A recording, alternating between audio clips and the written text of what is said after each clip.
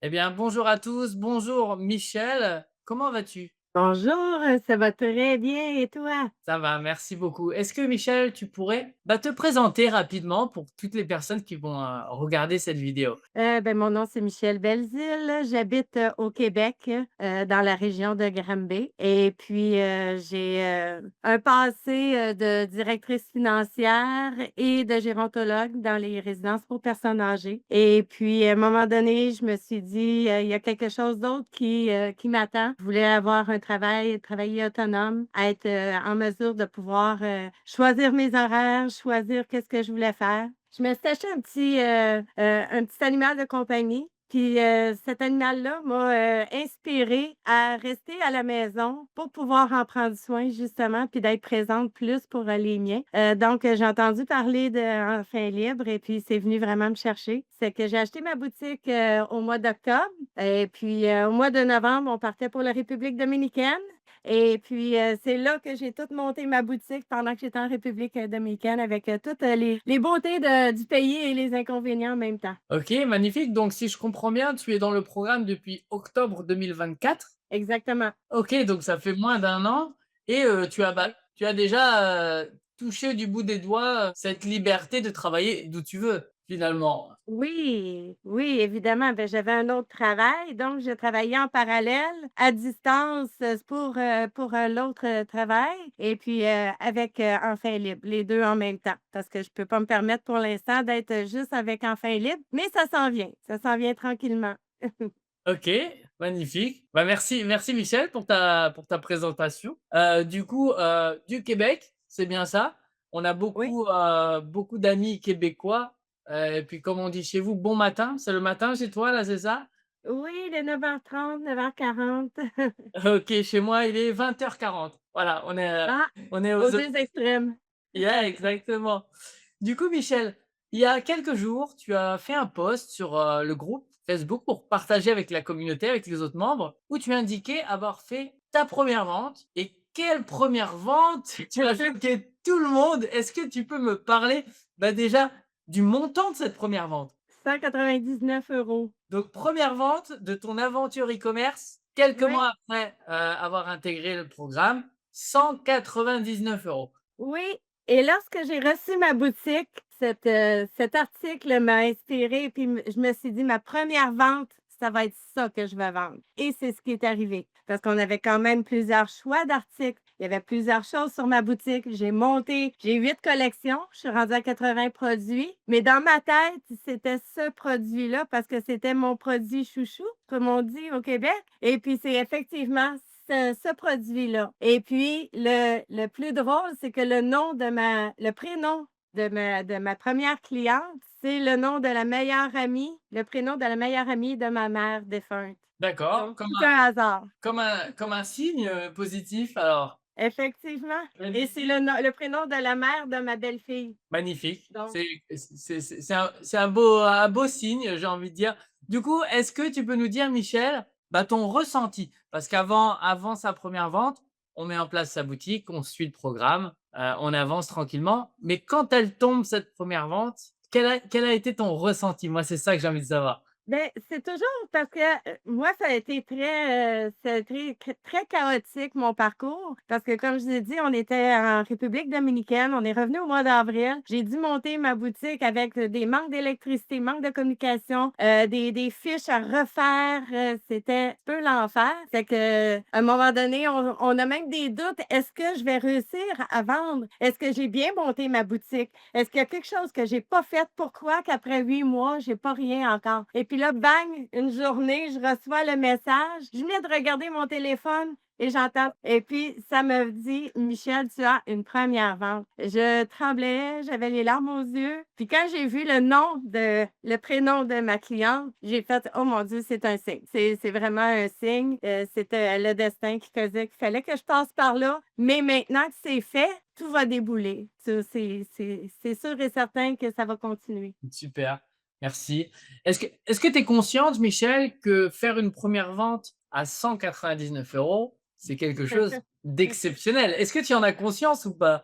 Oui, j'en ai conscience parce qu'on a toujours l'impression que ça va être des peut-être des produits qui vont se vendre un petit peu moins cher qu'on va vendre en premier. Parce que dans notre tête, la mentalité aussi, parfois, c'est que est-ce que je suis capable de vendre un produit de ce prix-là sur, ma boutique, puis comme première vente ou même comme produit fétiche? Est-ce que ça va être quelque chose, dans ma niche qui va être vraiment un produit vedette, un produit chouchou? Mais il faut juste y croire parce que je me disais: «Je peux pas faire une vente avec seulement 30 €, pas avec tout le temps que j'ai investi». Et puis quand j'ai vu le montant, j'ai fait: «Oh wow! Eh oui, ça se peut, ça se peut». Pour rebondir à ce que tu viens de dire, qu'est-ce qui selon toi, aujourd'hui, a fait que tu as réussi justement à dépasser cette pensée limitante que tu as tout simplement, de ne pas être capable de vendre quelque chose de ce prix-là? Qu'est-ce qui fait dans ton parcours qu'aujourd'hui, bah, maintenant tu puisses réfléchir d'une différente façon? Ben, je crois que quand j'ai monté cette collection,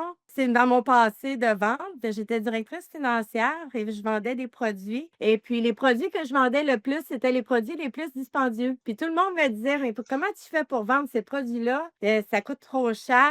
Je disais, non, c'est pas trop cher, c'est le besoin de ton client. Ton client, s'il a besoin de ce produit-là, il va le payer le prix. Donc, pour moi, c'était pas quelque chose d'impossible et justement, j'ai misé sur ça. Peut-être que mes fiches, j'ai mis plus d'amour sur ces fiches-là parce que c'est un produit en lequel je croyais et je crois toujours. Donc, je suis persuadée que pour mes clients, c'est un des produits les plus nécessaires pour eux. Donc, si c'est une nécessité, c'est facile à vendre. C'est un besoin fondamental. Ben, il y a certains produits qui sont fondamentaux, il y en a que c'est du luxe, mais ça n'est pas un luxe, c'est une nécessité pour moi. Fait que si moi je le crois, il y a certainement des milliers de personnes qui croient la même chose que moi. D'accord. C'est très intéressant ce que tu dis, Michel, dans le sens où tu parles beaucoup de ton client, de son besoin, et c'est Oui. exactement, ce qu'on essaie de vous transmettre dans le programme, Enfant Libre. C'est que c'est le client qui va décider, en fait.